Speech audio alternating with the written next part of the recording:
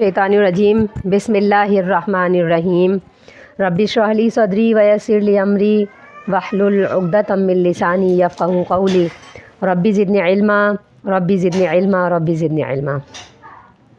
सूरतुल आल इमरान आयत नंबर 56। कल भी हम्दुलिल्लाह इसकी तफसीर की जा चुकी है कि अल्लाह ताला ने फरमाया कि ए ईसा मैं तुम्हें अपने पास पूरा पूरा उठाने वाला बुलंद करने वाला हूँ और तुम्हें पाक करने वाला हूँ उन लोगों से जिन्होंने कुफ्र किया और मैं उन लोगों को गालिब कर दूँगा क़यामत तलक जिन्होंने तुम्हारी पैरवी की उन लोगों पर जिन्होंने कुफ्र किया। फिर मेरे ही पास तुम्हें लौट कर आना है और मैं तुम्हारे उन इख्तिलाफ़ात का फ़ैसला करूँगा जिसमें तुम झगड़ते हो। आगे अल्लाह ताला फरमाते हैं फ़अम्मल्लज़ीना कफ़रू फ़उअज़्ज़िबुहुम अज़ाबन शदीदन फ़िद्दुनिया वल आख़िरति वमा लहुम मिन नासिरीन वअम्मल्लज़ीना आमनू वअमिलुस्सॉलिहाति फ़युवफ़्फ़ीहिम उजूरहुम वल्लाहु ला युहिब्बुज़्ज़ालिमीन। फ़अम्मल्लज़ीना कफ़रू बस जिन लोगों ने कुफ्र किया फ़उअज़्ज़िबुहुम अज़ाबन शदीदा तो मैं अज़ाब दूँगा उन्हें अज़ाब शदीद सख्त अज़ाब दुनिया में भी और आखिरत में भी। वमा लहुम मिन नासिरीन और उनका कोई मददगार नहीं होगा। वअम्मल्लज़ीना आमनू और वो लोग के जो ईमान लेकर आए वअमिलुस्सॉलिहात और उन्होंने नेक अमल किए फ़युवफ़्फ़ीहिम उजूरहुम तो मैं उन्हें पूरा पूरा अजर दूँगा। फ़युवफ़्फ़ीहिम उजूरहुम तो अल्लाह ताला उन्हें पूरा पूरा अजर देगा। वल्लाहु ला युहिब्बुज़्ज़ालिमीन और अल्लाह ताला ज़ालिमों को पसंद नहीं करता। पीछे अल्लाह ताला ने ज़िक्र फरमाया कि ईसा अलैहिस्सलाम से हम कलाम होते हुए कि ए ईसा मैं तुम्हें वफ़ात भी दूँगा तुम्हें बुलंद भी करूँगा और तुम्हें पाक भी करूँगा। फिर फरमाया कि काफिरों पर गालिब कर दूँगा उन लोगों को जिन्होंने ए ईसा तुम्हारी पैरवी की होगी। काफिरों पर गालिब कर दूँगा तुम्हारे पैरोकार को। और पैरोकार से कल ही बताया जा चुका है कि दो तरह के लोग, एक या तो वो कि जो ये माना है कि ईसाई जो है वो यहूदियों के ऊपर यानी काफिरों के ऊपर क़यामत तलक गालिब रहेंगे, एक माना। और दूसरा माना ये है कि मुसलमान जो हज़रत ईसा अलैहिस्सलाम को सच्चा नबी मानते हैं और उनकी रिसालत पर बिल्कुल इस तरह से अमल करते हैं जिस तरह किसी भी नबी की रिसालत पर अमल किया जा सके, तो वो गालिब रहेंगे क़यामत तलक। सुम्मा इलैया मरजिउकुम फिर अल्लाह ताला इख्तिलाफ़ात का तस्फिया फरमाएगा। तो अल्लाह ताला आगे फरमाते हैं कि वो लोग जिन्होंने कुफ्र किया यानी कि यहूदी और आजकल के मुशरिक और कुफ़ार दोनों, फरमाया कि वो लोग मैं उन्हें सख्त अज़ाब दूँगा दुनिया में भी और आखिरत में भी। अब ये ऐसा लगता है कि आयत मुखालिफ है। ऊपर कहा कि जो ईसाई हैं वो गालिब रहेंगे यहूदियों पर क़यामत तलक, और यहाँ ये माना है कि अब ईसाई भी काफिर हैं। क्यों कि उन्होंने भी ईसाइयत को मसख कर दिया है, उन्होंने इंजील को मसख कर दिया है, उन्होंने उसके अंदर तारीफ़ भी की है, मानवी भी की है, लफ्ज़ी भी की है। तो उन्होंने उस इंजील को वो इंजील रहने ही नहीं दिया जो अल्लाह ताला ने आसमान से उतारी थी, उस मज़हब को वो मज़हब रहने ही नहीं दिया जो अल्लाह ताला ने आसमान से उतारा था, तो वो भी काफिर हुए। तो यहाँ अल्लाह ताला काफिरों के बारे में फरमाते हैं कि मैं उन्हें अज़ाबन शदीदन फिद दुनिया वल आखिरत दुनिया और आखिरत का अज़ाब दूँगा। ऊपर ये फरमाया कि उन्हें क़यामत तलक गालिब रखूँगा। लगता है कि ये दोनों आपस में मुतज़ाद बातें हैं, लेकिन ये मुतज़ाद नहीं है। ईसाइयत अगरचे गालिब ज़रूर है आज के दौर में भी, लेकिन क़यामत में रुसवा है। क़यामत में उनके लिए कोई अल्लाह की तरफ से अजर सवाब नहीं है। और दुनिया में भी अगर ये लोग गालिब हैं, लेकिन पूरी दुनिया ये जानती है कि ये मज़हब दुरुस्त नहीं है, ये मसख शुदा मनसूख शुदा मज़हब है, ये पूरी दुनिया जानती है, लेकिन फिर भी ये अगर गालिब हैं तो ये सिर्फ़ अपने असर रसूख की वजह से गालिब हैं, सिर्फ़ पैसे और दौलत की वजह से गालिब हैं। इस वजह से गालिब हैं तो यहाँ इख्तिलाफ रफ़ा हो जाता है।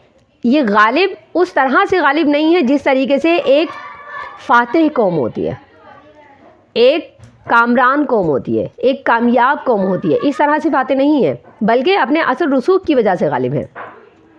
हालांकि इनकी हकीकत पूरी दुनिया पर मुनकशिफ है, सब ये जानते हैं कि ये मनसूख मज़हब के मानने वाले हैं। तो अल्लाह ताला फरमाते हैं कि ऐसे लोग कि जिन्होंने कुफ्र किया, चाहे वो यहूदी हैं, चाहे वो ईसाई हैं, चाहे वो बुत मत हैं, चाहे वो आतिश परस्त हैं, चाहे वो मज़ार परस्त हैं, چاہے مسلمانوں کے کافر ہیں. فرمایا کہ فَأُعَذِّبُهُمْ عَذَابًا شَدِيدًا، دنیا میں بھی اور آخرت میں بھی انہیں سخت عذاب ملے گا. یعنی دنیا میں بھی رسوائی ہے، تمام لوگوں کو پتہ چل جائے گا کہ غلط لوگ ہیں، غلط عقائد کے فالوورز ہیں. والآخرت، اور آخرت میں ان کے لیے کچھ نہیں. وَمَا لَهُم مِّن نَاصِرِينَ، اور قیامت میں ان کے لیے کسی بھی قسم کی کوئی مدد نہیں آئے گی. وَأَمَّا الَّذِينَ آمَنُوا، ہاں مدد آئے گی ان لوگوں کے لیے وَعَمِلُوا الصَّالِحَاتِ، جو ایمان لانے کے ساتھ ساتھ اعمال صالحہ کریں گے. فَيُوَفِّيهِمْ أُجُورَهُمْ، اللہ تعالیٰ انہیں پورا اجر دے گا. واللہ لا يحب الظالمین، اللہ تعالیٰ ظالموں کو پسند نہیں کرتا. یہ کافر ظالم ہی ہیں، عیسائی بھی ظالم ہیں، یہودی بھی ظالم ہیں، آج کے مشرک بھی ظالم ہیں. ذالک نتلوہ علیک من الآیات والذکر الحکیم، ذالک نتلوہ، یہ ہم تلاوت کرتے ہیں آپ پر، من الآیاتی، آیات، والذکر الحکیم، اور حکمت والی نصیحت. نبی صلی اللہ علیہ وسلم سے مخاطب ہو کر اللہ تعالیٰ فرماتے ہیں کہ یہ جو آیات آپ پر نازل کی گئی ہیں یہ ذکر حکیم ہے، حکمت والے بیان ہیں.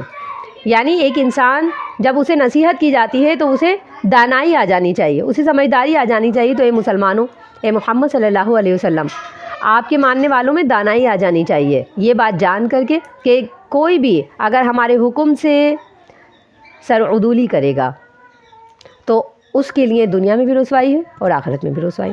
ان مثل عیسی عند اللہ کمثل آدم خلقہ من تراب ثم قال له کن فیکون.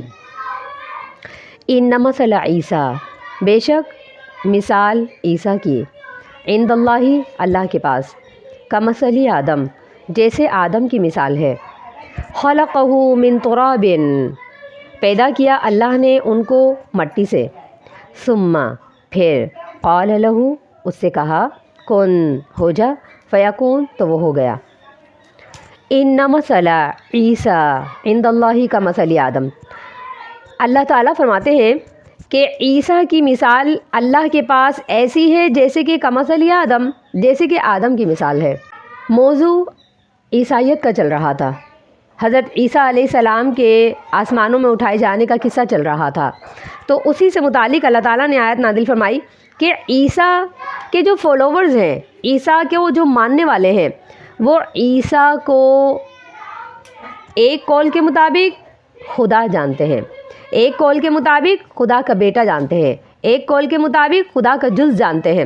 تو کہا یہ عیسیٰ علیہ السلام کے متعلق جو مختلف اقوال ہیں کہ انہیں بنا کر کے خدا ہی بنا دیا، تو کہا کہ ان مثل عیسیٰ، اللہ کے قریب تو مثال عیسیٰ کی ایسے ہے کمثل آدم، جیسے آدم کی مثال ہے.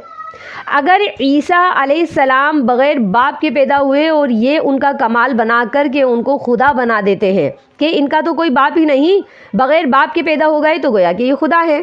اگر اس کمال کے، اس وصف کے ساتھ یہ ان کو خدا بنا دیتے ہیں تو خدا بننے کی ان سے بھی زیادہ خاصیت کس کی ہے؟ آدم علیہ السلام. آدم علیہ السلام کا تو نہ صرف یہ ہے کہ باپ تھا بلکہ ان کی تو ماں بھی نہیں تھی. اللہ تعالیٰ نے ان کو بغیر باپ اور بغیر ماں کے پیدا کیا، تو ان میں خدا ہونے کی صلاحیت ان سے زیادہ تھی، ان میں خدا ہونے کی صفات حضرت عیسیٰ علیہ السلام سے زیادہ تھی. تو اللہ تعالیٰ فرماتے ہیں عیسائیوں ذرا دھیان میں رکھو، ذرا اپنی عقل کا استعمال کرو. تم عیسیٰ کو بغیر باپ کے ہونے پر خدا بناتے ہو، تو آدم علیہ السلام تو خدا بننے کے ان سے زیادہ مستحق ہیں. تم آدم کو اس سے پہلے خدا کیوں نہیں بنا چکے؟ تو کہا کہ ان مثل عیسیٰ، اللہ کے نزدیک عیسیٰ کی مثال ایسے ہے کمثل آدم، جیسے آدم کی مثال. اب جب ان کو کسی نے خدا نہیں بنایا تو انہیں آدھے وصف کے ساتھ کوئی خدا کیسے بنا سکتا ہے؟ خلقہ من تراب، اللہ نے تو ایسا کیا تھا کہ انہیں مٹی سے پیدا کیا تھا، نہ ماں سے پیدا کیا نہ باپ سے پیدا کیا. ان میں تو صلاحیت اس سے زیادہ تھی کہ اللہ نے ان کا پتلا مٹی سے بنایا تھا. ثم قال له کن، پھر اللہ نے ان سے کہا کہ ہو جا، فیکون، پھر وہ ہو گیا. یعنی ان کے لیے تو ظاہری اسباب کچھ تھے ہی نہیں، ان میں خدائیت کی جو صلاحیت ہے وہ ان سے زیادہ تھی. الحق من ربک فلا تکن من الممترین، یہ سچی باتیں ہیں. من ربک، تیرے رب کی طرف سے. فلا تکن من الممترین، آپ شک کرنے والوں میں سے نہ ہو جائیے. یہ جتنی بھی باتیں، جتنی بھی آیات ہیں، جتنے بھی قصے ہیں، جتنی بھی حقیقتیں ہیں، یہ جو ہمیں نبی صلی اللہ علیہ وسلم آپ پر نازل کر رہے ہیں، یہ تمام کی تمام الحق کو، یہ تمام کی تمام سچ ہیں. تو فلا تکن من الممترین، آپ شک کرنے والوں میں سے نہ ہو جائیے. کسی بھی قسم کا کوئی تردد اپنے دل کے اندر کوئی شک اپنے دل کے اندر نہ لائیں۔ فمن حاجک فیہ من بعد ما جاءک من العلم